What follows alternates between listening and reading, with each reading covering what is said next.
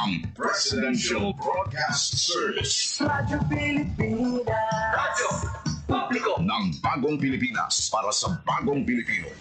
Naghahatid ng mahahalagang balita at impormasyon na guugnay ng pamahalaan sa sambayanan. Tulay sa himpapawid ng serbisyo publiko. Radyo Pilipinas. Radyo Publiko. Ang boses ng Pangulo. Sa Iloilo. Radyo Pilipinas. 585 AM. Oras sa Radyo Pilipinas, alas 8:01 sa aga. Nagapanguna nga balita sa syudad, sa mga banwa, sa probinsya sa Iloilo, kagkaingon ng mga probinsya. Mga pananaw sa likod sa mga balita. Inyong mabatian sa Radyo Pilipinas Iloilo News. Mga balita na magasukata sa inyong nga aga. Yung bantayan, yung sunod, yung tipo sa Radyo Pilipinas Iloilo News Team. Gikan sa hulot balitaan. Diretso sa inyong palamatian. Yari nga! Radyo Pilipinas Iloilo News!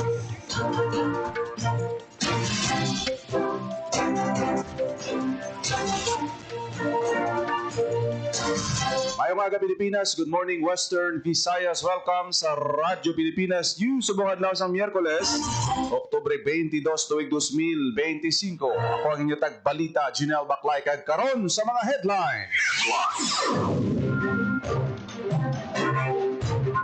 Pagpatuman sang RPT increase sa probinsya sang Iloilo sa tuig 2026 hindi na madayon. Secretary Gatchalian sa DSWD ginpangunahan ang distribusyon sang family food pack sa barangay Tisa, Rojas City. DSWD nagpasalig nga gilayon nga i-release ang tagpulo ka libo ka pesos nga cash assistance sa mga naapektuhan sang bagyong Ramil sa Rojas City. Ila ka sementeryo sa siyudad sang Iloilo naghahanda na sa naghahilapit nga pagsaulog sang Piesta Minatay. Potensyal nga lokasyon sang bagong Hall of Justice Building yara sa banwa sang New Lucena. Mayor Trenyas nagpapanaog sang EO number 112 nga nagatukod sang Specialized Drug Education Program. DOH Western Visayas Center for Health and Development naghiwad sang Rapid HIV Diagnostic Algorithm Training. DepEd 6 Regional Director ECHO nakigsapol kay Iloilo Governor Defensor Agustorian ang preparasyon sa 2026 Wivra Amit.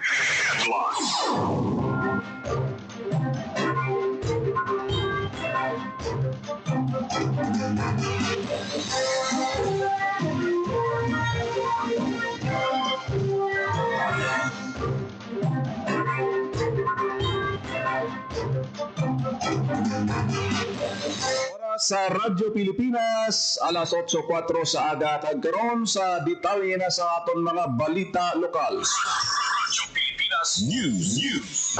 Pagpatuman sang RPT increase sa probinsya sang Iloilo sa 2026 hindi na madayon. Radyo Pilipinas. Radyo Pilipinas Report. Sa detalye sang balita. Ginsuspende ang pagpatuman sa pagpasaka sa real property tax o kung RPT sa probinsya sa Iloilo sa 2026. Ginpahayag ni Iloilo Vice Governor Liam Dubuque pinaagi sa Facebook page na ginaprobahan sa sanggo ni Ampan Nalawiga sa ikatatlo kay final reading ang ordinansa nga nagasuspende sa effectivity sa Provincial Ordinance No. 2024-039 na parang scheduled RPT increase. Natanana kung kanina patuman ang pagpasaka sa RPT sa Enero 2026. Pahayag ni Vice Governor Dubuque nga ang desisyon sa suspension kasunod sa deliberasyon at konsultasyon sa local assessors, treasurers at municipal leaders. Dugang pa sa Vice Gobernador nga naintindihan sa gobyerno provinsyal ang financial challenges sa mga pumuluyo halin sa mga hunuma tungkol sa magagmay nga negosyante kadluyag sa gobyerno provinsyal nga ang pag-uswag hindi magali sa kabudlay nga mabatsyagan sa pumuluyo.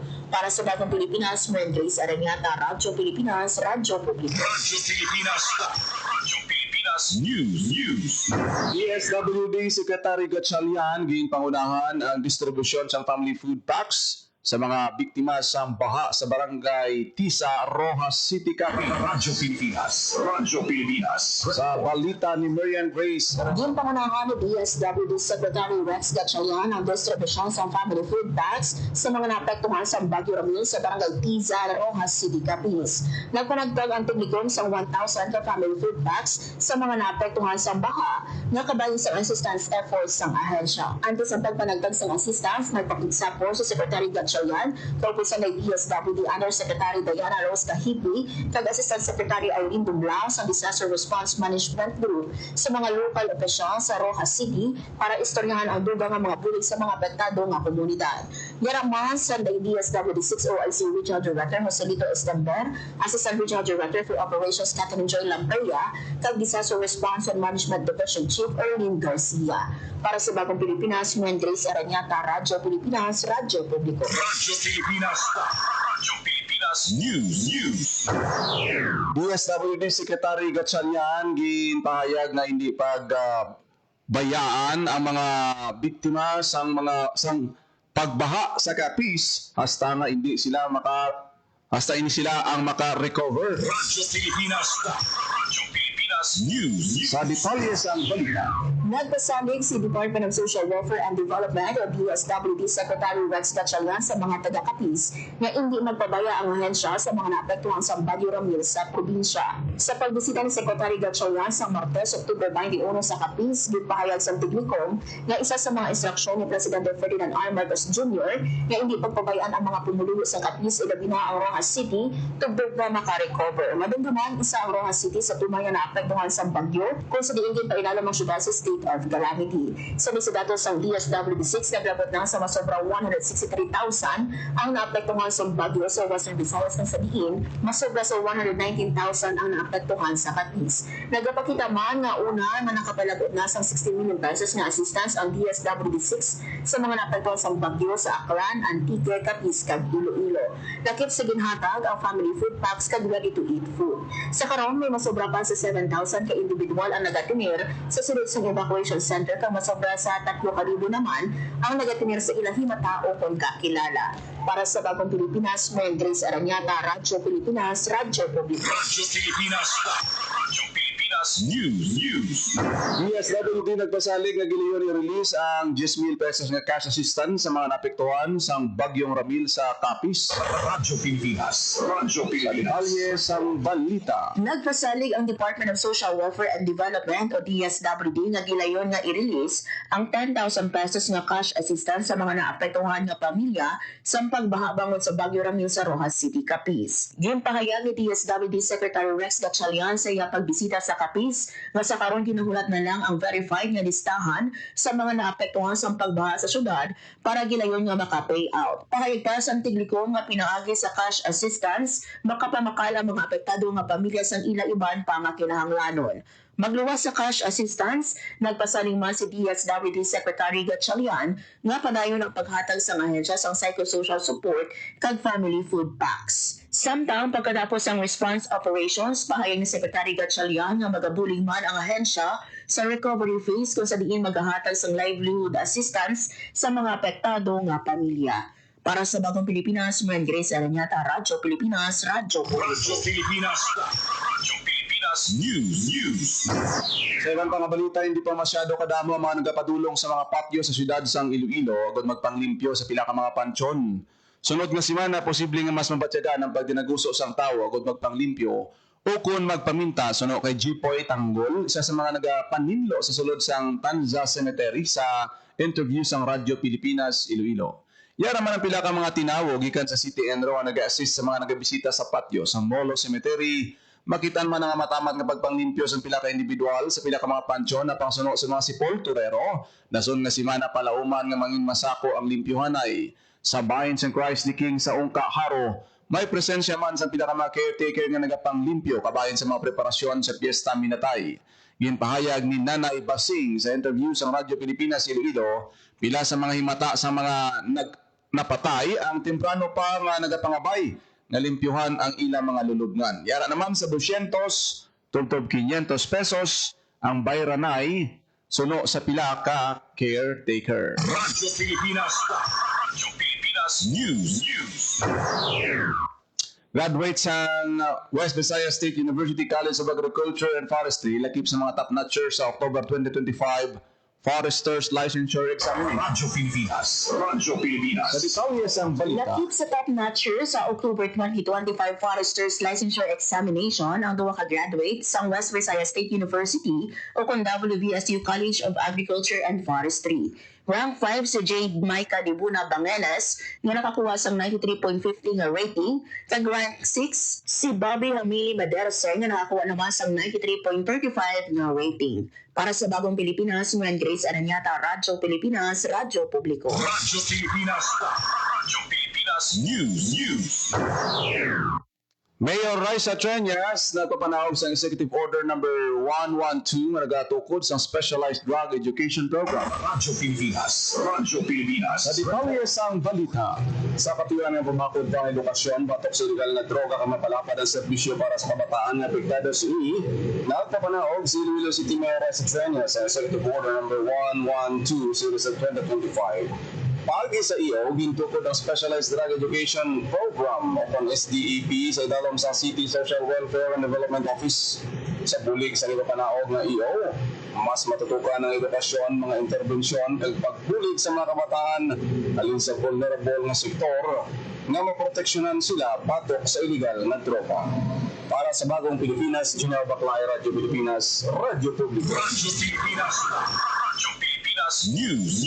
Potensyal na lokasyon sa bagong Hall of Justice Building yara sa New Lucena, Iloilo. Radyo Pilipinas. Radyo Pilipinas. Sa detalye sa balita, Gintumo nga sa New Lucena, Iloilo ang potensyal ng mga bagong lokasyon sa Hall of Justice. Sa pakigsapon ni Court Administrator Maria Teresa Dolores Gomez Estuesta, kag Region 6 Court Manager Judge Jenny Ann Logroño, kay Iloilo Governor Arthur Dabasol Jr. sa Martes, Oktubre 21, para sa pagpangita sa bagong lote nga pagkatukuran sa bagong building, isa sa ginpresenta sa gobernador ang 8-hectare property sa Iloilo Provincial Government sa Barangay Ginubatan, New Lucena. Ang bakante nga lote ang isa sa initial site sa Government Center na sa karon ng pagkatukuran na sa munisipalidad sa Santa Barbara.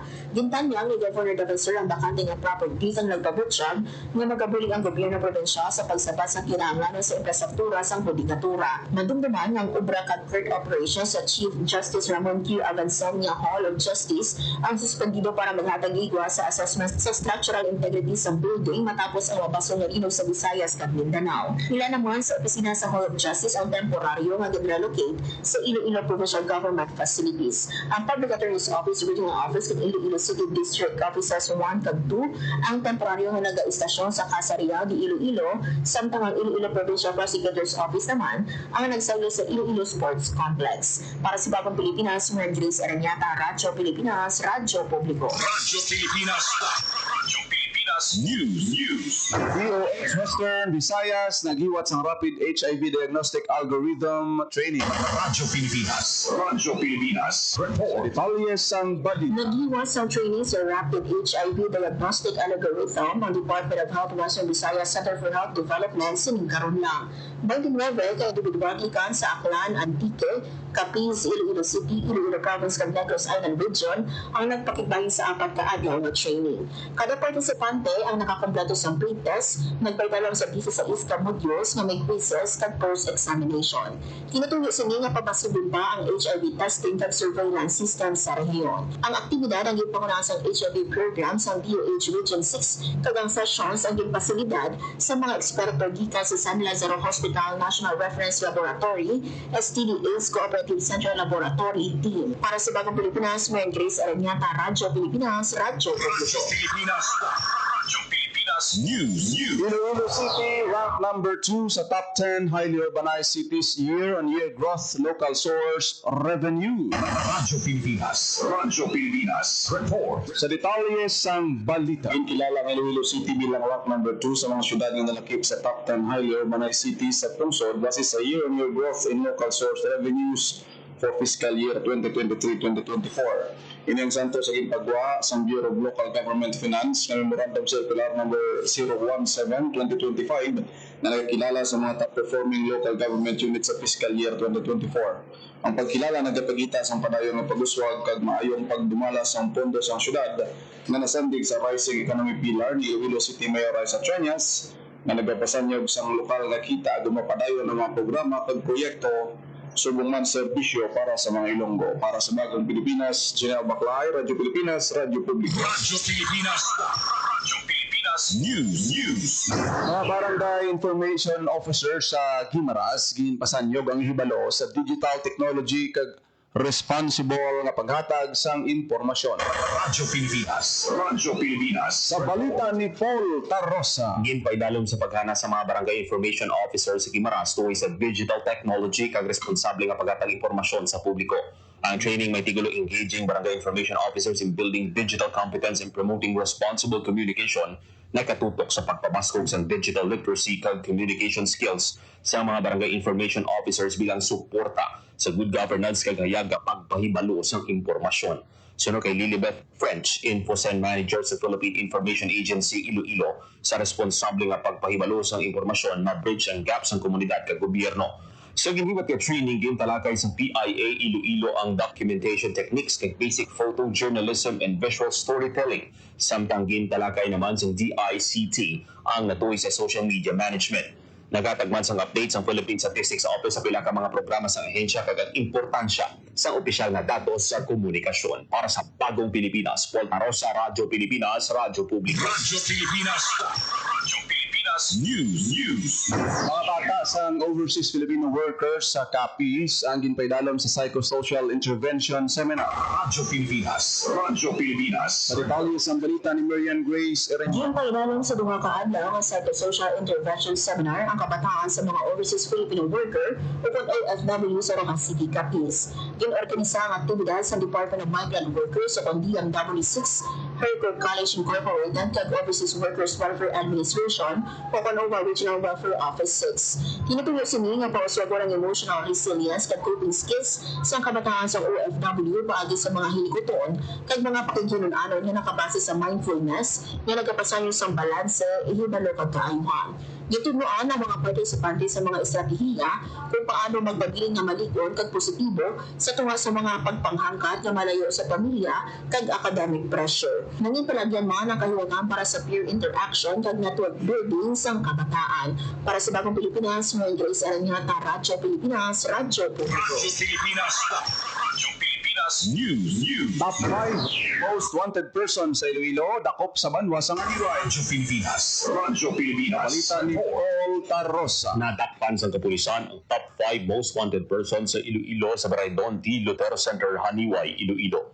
Ang suspect kilalang si alias John, 35 anyos, kag residente sa Barangay Santa Rita, Haniway, Iloilo. Ang suspect ginaresto bangod sa warrant of arrest sa kaso nga rape by carnal knowledge under Article 266-A, Paragraph 1 of the Revised Penal Code as amended in relation to Republic Act 7610 with Special Protection of Children Against Abuse, Exploitation, and Discrimination Act. Ang operasyon, yun pangunahan sa Haniway Municipal Police Station, kaupod ang Iloilo Police Provincial Office, Special Operations Group, Team 2, 2nd Iloilo Provincial Mobile Force Company, kag 603rd Company Regional Mobile Force Battalion 6. Ang suspect yara na sa kustudiya sa Haniway Municipal Police Station. Para sa Bagong Pilipinas, Paul Tarosa, Radyo Pilipinas, Radyo Radyo Pilipinas. Radyo Pilipinas News.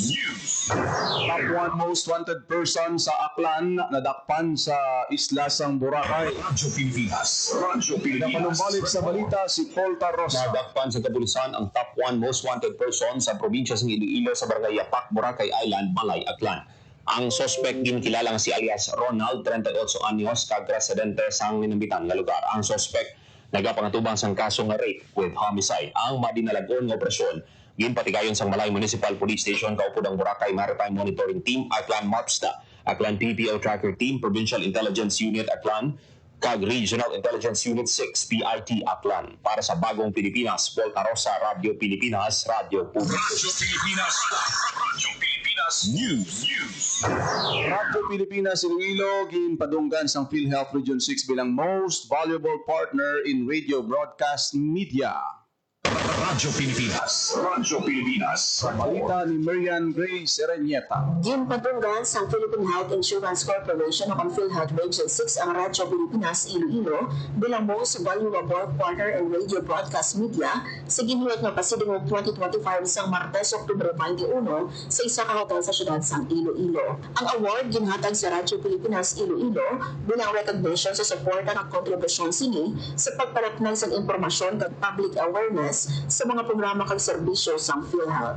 Ginbato ni Radyo Pilipinas Iloilo Acting Station Manager Elena B. Pabiola ang plaque of recognition halin kay PhilHealth 6 Acting Regional Vice President Lazaro Tabsing, Chief sang Public Affairs Office sang PhilHealth 6 na si Johnny Mihalbuna, kag Head sang Legal Office sang PhilHealth 6 na si Attorney Dennis DJ Guevara. Para sa Bagong Pilipinas, Marian Grace Aranyata, Radyo Pilipinas, Radyo Publiko. Radyo Pilipinas. Radyo Pilipinas News. Provincial government naghatag sa educational assistance sa mga estudyante sa San Lorenzo, Guimaras. Radyo Pilipinas. Radyo Pilipinas. Sa detalye sang balita. Naglabot sa 999 ka senior high school students sa banwas ng San Lorenzo, Guimaras ang nakabaton sa educational assistance halin sa provincial government kag Office of the Congressman.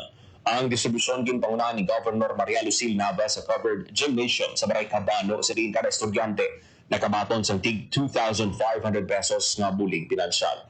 Suro kay Governor Nava para nga ginatinguan sa provincial government kay ni Congressman J.C. Rama Nava nga mabuligan ng mga kabataan nga nag-eskwela sa senior high school kag kolehiyo. Nagapat ang opisyal nga edukasyon ng ginang ilang kapital para sa futuro sang mga kabataan. Nagapasalamat naman ang mga ginikanan kag guardian sa mga estudyante sa nabaton nga bulig halin sa gobyerno.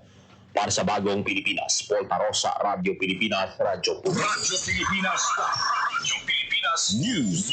Nasobra 1,200 ka mga beneficiaryo sa Expanded Centenarian Act program sa Western Visayas nagbaton siyang cash gift. Radyo Pilipinas. Radyo Pilipinas. Sa detalye sang balita ni Marian Grace Serenieta. Nagbaton sa cash gift ang masobra 1,900 ka mga beneficiaryo sa Expanded Centenarian Act program sa Western Visayas. Naghiwat ang National Commission of Senior Citizens o NCSC Regional 6 ang third quarter cash gift distribution sa mga probinsya sang Antique, Capiz, kag Aklan. Nagabuo sa 808 ang claimant gikan sa Antique, 688 sa Capiz kag 453 sa Aklan. Ginpangunahan ni NCSC 6th Regional Director Ann Rapunzel Ganzon ang distribusyon sa tatlo ka probinsya. Sa interview sa Radyo Pilipinas Iloilo kay R.D. Ganzon, ginpahalabiya nga ang tagbato nagaedad 80, 85, 90, kag 95. Sa idala sa Republic Act No. 11982 o kung Expanded Centenarians Act, makabago sa cash gift ang mga octogenarian kag nonagenarians magluwas pa sa mga centenarian. Para sa Bagong Pilipinas, Marian Grace Aranyata, Radyo Pilipinas, Radyo Publiko. Radyo Pilipinas. Radyo Pilipinas News. Oras sa Radyo Pilipinas, alas 8:24 sa Radyo Pilipinas. Radyo Pilipinas.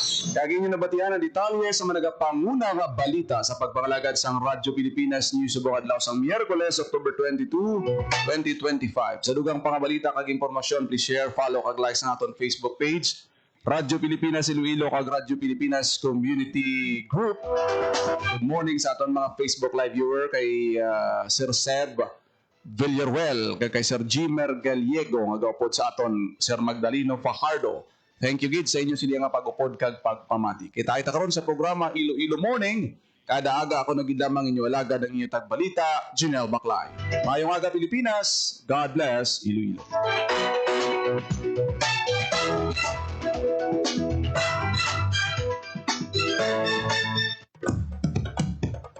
Ito ang Presidential Broadcast Service. Radyo Pilipinas. Radyo Publiko ng Bagong Pilipinas para sa Bagong Pilipino. Naghahatid ng mahahalagang balita at impormasyon na guugnay ng pamahalaan sa sambayanan. Tulay sa himpapawid ng serbisyo publiko. Radyo Pilipinas. Radyo Publiko. Ang boses ng Pangulo sa Iloilo. Radyo Pilipinas. 585 AM.